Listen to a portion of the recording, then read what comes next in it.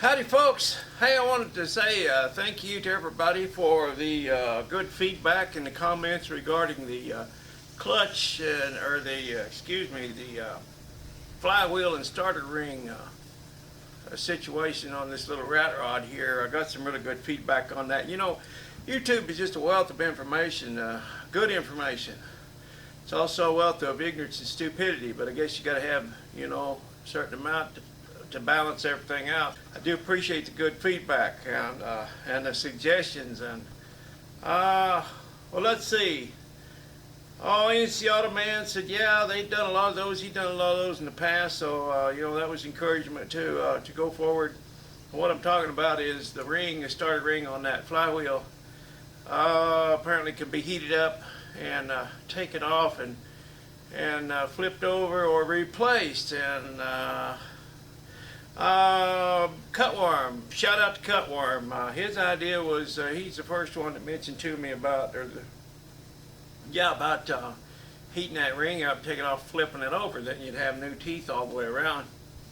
Brilliant idea, I thought. And then I watched a video of a guy actually replacing the starter ring on a flywheel on a much later model, though, mind you, than this. And he said that ring was tapered on the inside so that it only fit onto the flywheel one way. You couldn't flip it over.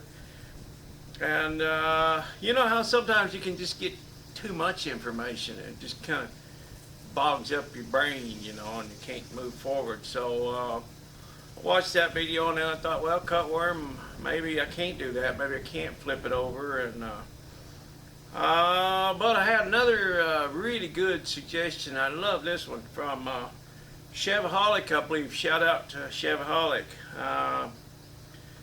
He said you can heat that up and loosen it up and then reposition it, because these things always stop in the same place, in one of three places. This engine, every time it dies, or you shut it off, it's going to stop in one of three places every time. So when you hit that starter, you're going in and banging on those same teeth every time you start.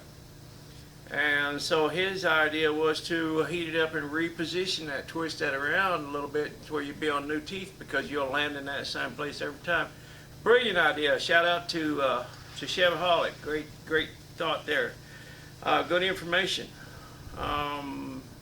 Two other guys. Shout out to I apologize, I can't remember the one YouTuber. I apologize that I don't know your name without looking, because it was probably the first time you commented or whatever. But to this newer YouTube or newer commenter, and to our friend G-Man, they both had the same suggestion. G-Man says, well, Ken, you can weld. Why don't you build up those teeth and then, grind them down and you make new teeth out of them. And that's a good suggestion. And the other guy that suggested the same thing said, well, you probably want to take it off so you don't,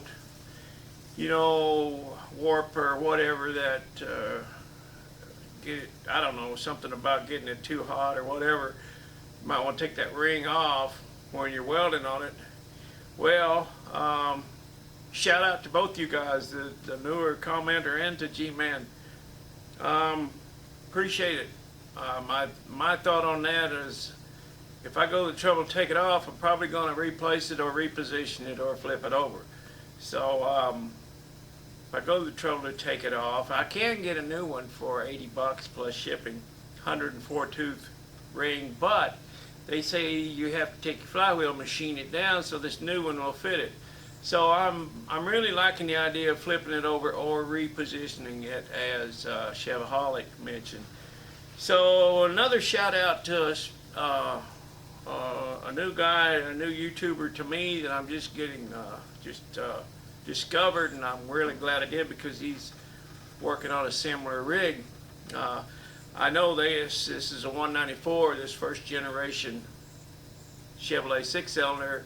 And then before they come out with the 216, they punched that out and made it a 207, and that's what he has. But his feedback was valuable to me, because Snow King 55, shout out to Snow King 55 YouTuber, he said that he just done that on his 1936. So and he brought it out, heated it up in the oven to that ring to 400 degrees. Let the flywheel out in the cold and flipped it over and set it back on, and when it cools off it shrinks to fit. So shout out to him. I'm glad I found your channel, Snow King. That's going to be really fun watching you put your 36 together. So anyway, his information was very valuable in that that I had fed into my brain the wrong information about this thing might be tapered. Well, on later models maybe they are, but he's telling me that on his he was able to flip it over. So apparently it's not tapered on these old rigs. So all good stuff. I just appreciate all the comments and the feedback. Thank you all. Thank you all. Appreciate it. See you later. Bye. Have a good one. Going to the cruise in tonight. Friday night cruise in. Might take y'all with me if you're good now. Later. Oh, one more shout out. I almost forgot. I don't mean to leave anybody out. I know I have, but there's lots of comments on there. Anyway, some of you are just not as familiar with yet as I am some of the older YouTubers that we've been kind of following each other's channels for the last 3 or 4 years or whatever. So before I forget, shout out to Musty One. He also planted a seed. You know, he said, well, what's your starter, what's your gear look like on your starter? Well, that's something to think about. Now I just replaced that Bendix and that gear last year, and so it might be good, but because I don't drive this thing all that much, what, 300-400 miles a year, you know, it's very little, so it should still be good. But then we've got the fact that we've got to factor into the equation that I've converted this thing to 12 volt, but that's a 6-volt starter. So bam, man, it's that 12 volt is driving that starter into those, driving it into the gear hard every time. So, you know, it's tearing up my flywheel, my starter ring. Now, I don't know if all these old starters were 6 volt. So what do you do? A regular, you know, 216, 235 starter don't fit it. Can they rewind the starter to make it a 12 volt? I don't know. Somebody tell me that. I bet you somebody out there knows. Thank y'all. See ya.